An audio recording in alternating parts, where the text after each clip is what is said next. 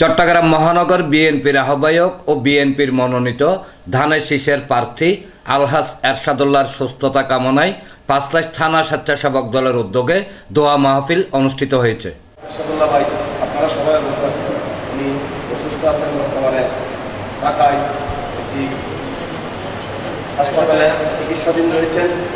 সেই সুবাদে আমরা প্রত্যেকটা এলাকায় দোয়া মাহফিল চলতেছে এবং যার যার অবস্থান থেকে আমার জন্য দোয়া করতেছে।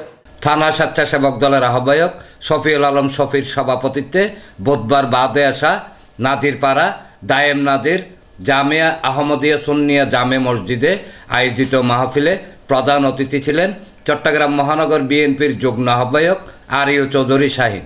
বিশেষ অতিথি ছিলেন ৭ নং পশ্চিম ষোলো শহর ওয়ার্ড বিএনপির আহ্বায়ক এনামুল হক এনাম ও সদস্য সচিব মিজানুর রহমান মিজান।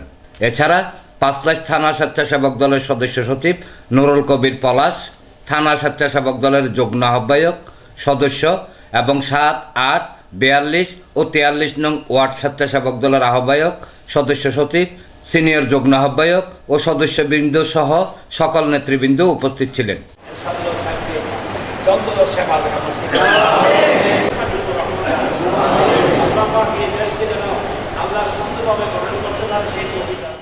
আমরা সবাই জানি যে ৩ নং ওয়ার্ডের যে গণসংযোগ হয়েছিল অল্প কিছুদিন আগে, সে গণসংযোগে আমাদের প্রাণপ্রিয় নেতা চট্টগ্রাম মহানগর বিএনপির আলহাজ এরশাদুল্লাহ ভাই অতর্কিত সন্ত্রাসীদের হামলায় গুলিবদ্ধ হয়ে এবং তার প্রতিবাদে আমরা প্রত্যেকটা এলাকায় বিক্ষোভ মিছিল হয়েছে।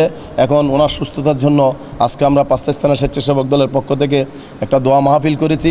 হুজুর পাক সাল্লাল্লাহু আলাইহি ওয়াসাল্লাম রুসিলাই আমাদের প্রিয় নেতা যাতে পরিপূর্ণ সুস্থ হয়ে আমাদের মাঝে এসে তার ধানের শীষের মনোনীত প্রার্থী হিসেবে এই এলাকায় থেকে আবারও আমরা গণসংযোগ করে ওনাকে বিপুল ভোটের মাধ্যমে এই এলাকা থেকে নির্বাচিত করে আগামী সংসদে পাঠাবো, সে আশা ব্যক্ত রেখে আমরা সবার পক্ষ থেকে আল্লাহ রব্বুল আলামিনের কাছে দোয়া করতেছি, ফরিয়াদ করতেছি উনি যেন পরিপূর্ণ সুস্থ হয়।